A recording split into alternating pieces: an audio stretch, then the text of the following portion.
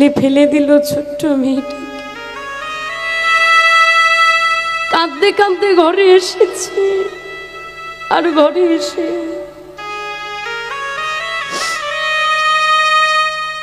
মায়াবতীর ঘরে যে রাধা মাধবের সেবা হতো,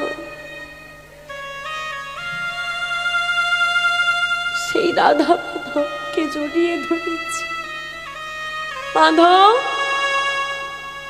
আমার মাকে একবার এনে দেবে? একবার আমার মাকে এনে দাও না, আমি মাকে বলবো মা এসে দেখে যাও, দেখে যাও। একদিন আমি খেতাম না বলে তুমি আমাকে কত বকা দিয়েছো, আর আজ আমি একটু খেতে চেয়েছি বলে ওরা আমাকে মারে। আমি আর যাব না। তুমি তো বলেছিলে মা কোনদিন তোকে ছেড়ে যাব, বলতে পারো একা রেখে কেন চলে গেলে? আচ্ছা মাধব,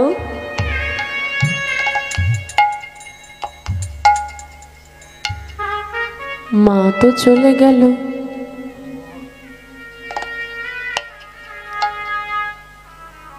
সবাই নাকি কথা দিয়ে কথা না রাখলেও তুমি যাকে কথা দাও তা তুমি অবশ্যই রাখো। মা বাবা ছাড়াই আমার আর কেউ নেই, আমি বড় একা। এখন তুমি ছাড়া আমার আর কেউ নেই। মাধব, একবার বলো না, একবার বলো না মাধব। সবাই আমাকে ছেড়ে চলে গেলে তুমি আমাকে ছেড়ে কোনোদিন চলে যাবে? ওহে মাধব, একবার বলো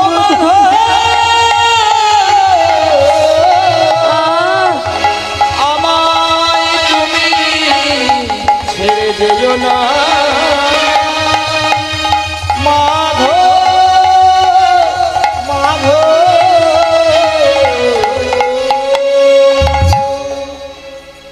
তুমি চলে গেলে আমি কার কাছে গিয়ে কাঁদবো, কাকে গিয়ে মনের কষ্টগুলো বলবো বলো তো? তুমি আমাকে ছেড়ে দিও না, আমি সব সহ্য করে নেব, কিন্তু তুমি আমাকে ছেড়ে দিও।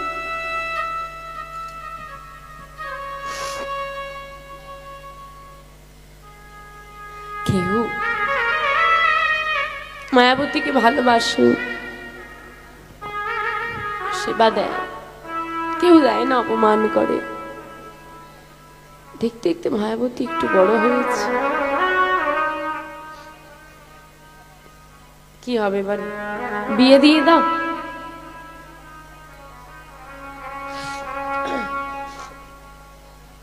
মায়াবতীর বিয়ে দেওয়া হলো। যার সঙ্গে বিয়ে হলো তার নাম দ্বিজ ঘোষ। অদ্ভুত লীলা ভগবানের, তারও কেউ নেই। বলে না ভগবান উপর থেকে সব একদম ভেবে চিনতে পাঠিয়েছে। এই যে নাটক হয়, থিয়েটার হয়, সিনেমা হয়, সব তো রিয়েল নয়, সত্যি নয়। এগুলো সব আগে থেকে কে কি কখন বলবে, কে কখন কি করবে সাজানো আছে। অভিনয়ের মঞ্চে তারা আসে, সেই পূর্ব কল্পিত অভিনয়টা তারা করে, যার যখন অভিনয় শেষ স্টেজ থেকে সে নেমে যায়। আমরাও তার অন্যথা নয়। যা কিছু ঘটছে তুমি দেখতে পাচ্ছ, সবটাই কিন্তু আগে থেকে ঠিক করা। এবং শিখিয়ে রাখা। ঠিক যেমন ভাবে আমাদেরকে শিখিয়ে ভগবান যেমন ভাবে সবকিছু সাজিয়ে আমাদেরকে পাঠিয়েছে, আমরা ঠিক তেমনটাই করছি। এবার যার যখন অভিনয় শেষ হবে সে তখন সেই মঞ্চ ছেড়ে নেমে যাবে, মানে এই সংসারের মঞ্চ থেকে সে ফিরে যাবে। বাবা ভগবানের কেমন সংযোগ, যার সঙ্গে বিয়ে হলো তারও কেউ আর্থিক সচ্ছলতা নেই ঘরে, কিন্তু শান্তি আছে। কারণ যে ঘরে আমার মাধবের নিত্য সেবা হয় সে ঘরে শান্তি থাকে। ঈশ্বর পরমা কৃষ্ণ সচ্চিদ আনন্দময় বিগ্রহ অনাদিরাদি যিনি সর্বকারণের কারণ। যে ঘরে আনন্দের বিগ্রহ বসবাস করে সে ঘরে দুঃখ কি আর আসে? দেখতে দেখতে দিন অতিবাহিত হতে লাগলো। গৌর গোবিন্দ কৃপায় মায়াবতী মা হলেন গর্ভবতী। কি গো, আনন্দের খবর না দুঃখের খবর গো? মায়াবতী, তুমি একদিন পিতামাতাহারা হয়েছিলে, তোমার সন্তান এলে তোমার সব দুঃখ দূরে চলে যাবে, তাই যেন হয় স্বামী। কিছুদিন অতিবাহিত হলো আনন্দের সহিত। ভগবান বলে বসলেন, মায়াবতী আমাকে তুমি ভালোবাসো? কতটা তুমি কি জানো না মায়াবতী? আমি তো বলেই রেখেছি, যে করে আমার আশ আমি করি তার সর্বনাশ, তথাপিও যদি সিনা ছাড়ি আমার পাশ আমি হই তার দাসানু। কতটা ভালোবাসো পরীক্ষা দিতে পারবে? আমি আগেই বললাম, যত ভালোবাসা বাড়বে পরীক্ষা তত কঠিন থেকে কঠিনতর হবে। ভগবান তার পরীক্ষা নিল। মেয়েটা গর্ভবতী হওয়ার কিছু মাস পর তার স্বামী মারা গেল। বলতো, একটা গর্ভবতী নারীর যার পিতা নেই, মাতা নেই, স্বামী নেই, মেয়েটা যাবে কোথায়? দয়াময়, তুমি আমার সঙ্গে কি করলে? এই জগতে আমার কেউ নেই আপন বলতে, যারা আমার কাছে আসে আমার প্রিয় হয়, আমার আপন হয়, কেন কিনে নাও তাদের? তোমার কেমন তোমার কেমন লীলা দয়ামা।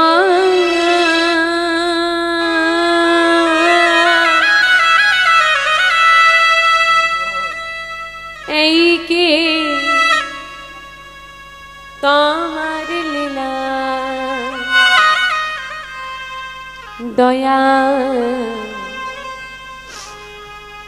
এই কি তোমার লীলা। কৃপাময়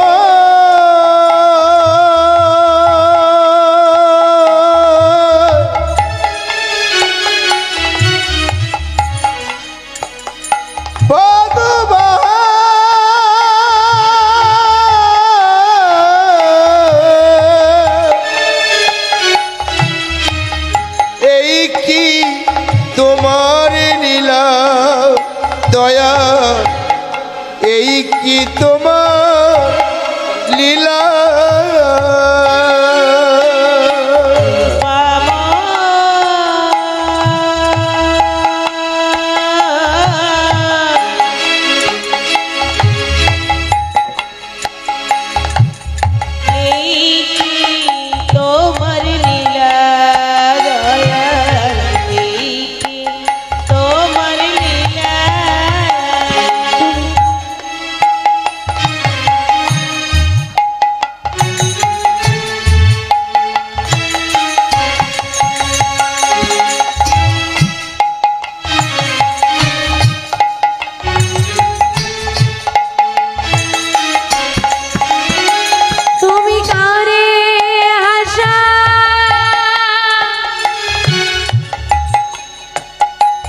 দয়াল করে তারা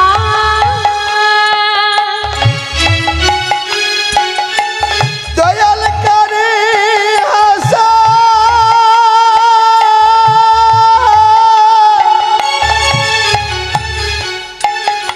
তুমি কারি কাদা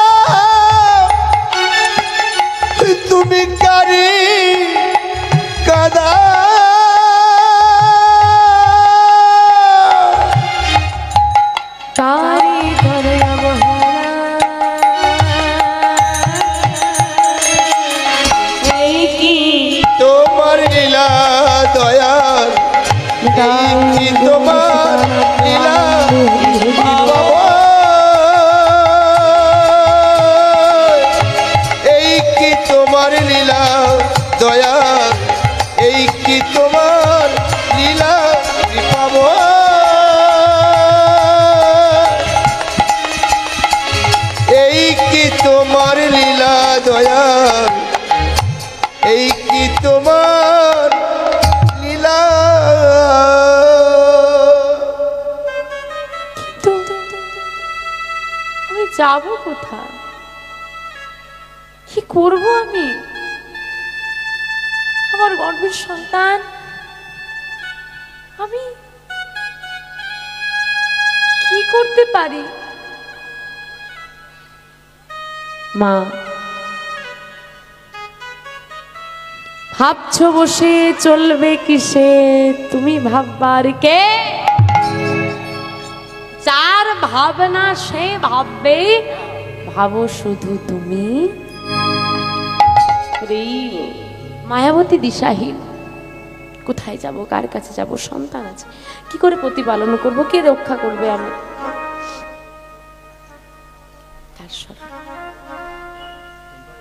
একমাত্র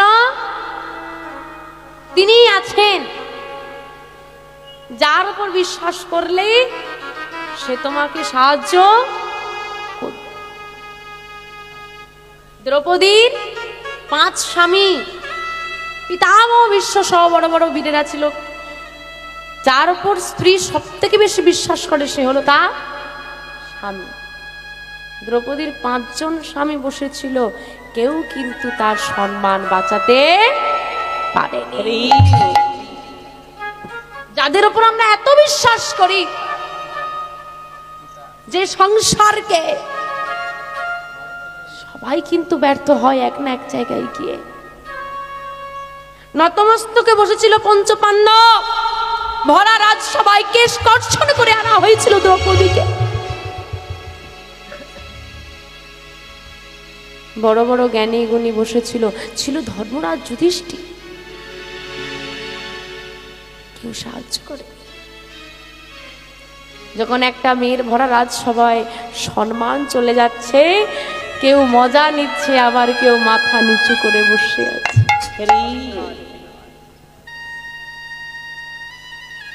সবার প্রতি দ্রৌপদী যখন বুঝতে পারলো না এই জগতে আমাকে আর কেউ সাহায্য করতে পারবে না, তখন তিনি স্মরণ নিলেন, হে গোবিন্দ, হে দয়াময়, হে প্রাণ সখা, সবাই তো হেরে গেল, সবাই তো আমাকে এমন ভাবে ছেড়ে দিল, তুমিও কি আমাকে ছেড়ে দেবে? হে কৃপাময়, হে করুণাময়, হে দয়াময়, কৃপা করো, কৃপা করো, হে দয়া।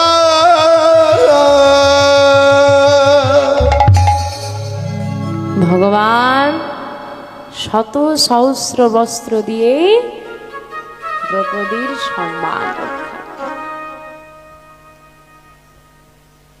এটাও হতে পারে, যদি তার প্রতি তোমার বিশ্বাস থাকে, দৃঢ় বিশ্বাস আর ভালোবাসাটা খাঁটি হয়, অসাধ্য সাধন হবে। কোনো চিন্তা নয়। যখন এত চিন্তা মায়াবতীকে ঘিরে ধরলো, কিছু চিন্তা করে উঠতে পারলো না, কিছু সিদ্ধান্ত নিয়ে উঠতে পারলো না, মায়াবতী শুরু করলো না, করতালি দিয়ে বসে বসে নাম করত। শুনেছিস একটা খবর? কি খবর? মায়াবতী নাকি ভক্ত হয়েছে, ভালো নাম করছে, চল তো গিয়ে একটু শুনে আস কি হয়। দুজন, বাহ বেশ ভালো লাগছে, কাল আবার আসবো। চারজন, এই শোন খুব ভালো লাগছে, কারো কাল আবার আসবো। দেখতে দেখতে নাম বসে গেল একটা নামের মেলা। আরে নাম শুনতে যাবি, খালি হাতে যেতে নেই।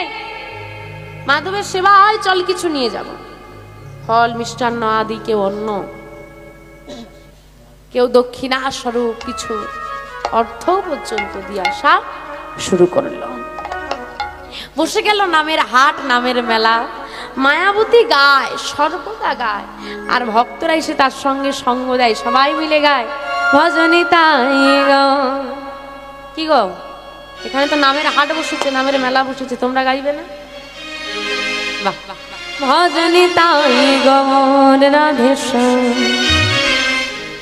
জপ হরে কৃষ্ণ হরে রাম, ভজনী তাই গৌর রাধে শ্যাম, জপ হরে কৃষ্ণ হরে রাম, ভজনী তাই গৌর রাধে শ্যাম, জপ হরে কৃষ্ণ হরে রাম, ভজনী তাই গৌর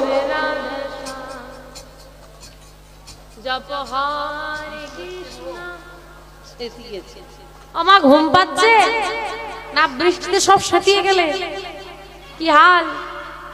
একটু জোরে ডাকা লাগবে না? তোমরা যবে ডাকছো মশা মাছিও শুনতে পাবে না, ভগবান তো দূরের কথা।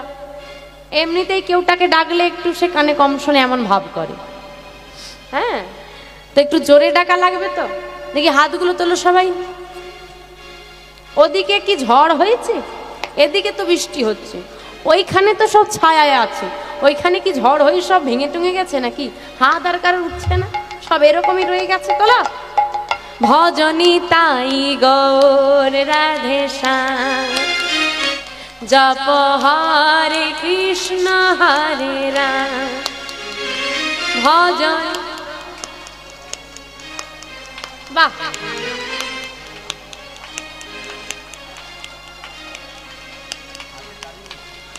ভজনী তাই গৌর রাধে শ্যাম, জপ হরে কৃষ্ণ হরে রাম, ভজনী। বাহ, জপ হরে কৃষ্ণ হরে রাম, ভজনী তাই গৌর রাধে শ্যাম, জপ হরে কৃষ্ণ হরে রাম, ভজনী তাই গৌর রাধে শ্যাম, জপ হরে কৃষ্ণ হরে রাম, ভজনী তাই গৌর রাধে শ্যাম, জপ হরে কৃষ্ণ হরে রাম, তাই গৌর রাধে শ্যাম,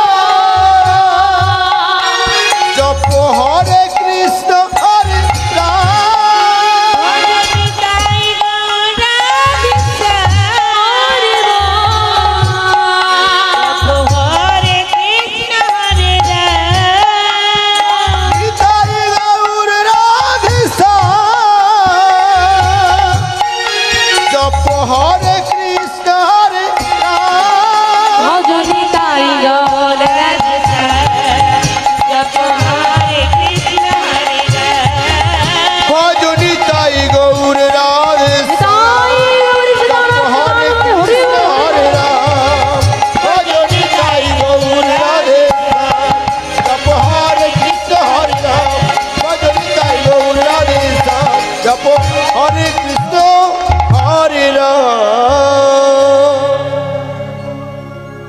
নাম চলছে আর ধীরে ধীরে মাতৃগর্ভে বড় হয়ে উঠছে বিহার। তা ভেবে দেখো বাবা, ছেলেটা পেটের মধ্যে নামে পুষ্টি পেয়ে গেল। কিসে পুষ্টি পেয়েছে? নামে পুষ্টি হয়, নামে পুষ্টি হয়। আরে বাবা, খাবারই পুষ্টি হয়, তাই না? যত বেশি খাবে তত বেশি পুষ্টি। আর খেয়ে খেয়ে এমন পুষ্টি বেড়ে গেছে, খেয়ে খেয়ে এমন পুষ্টি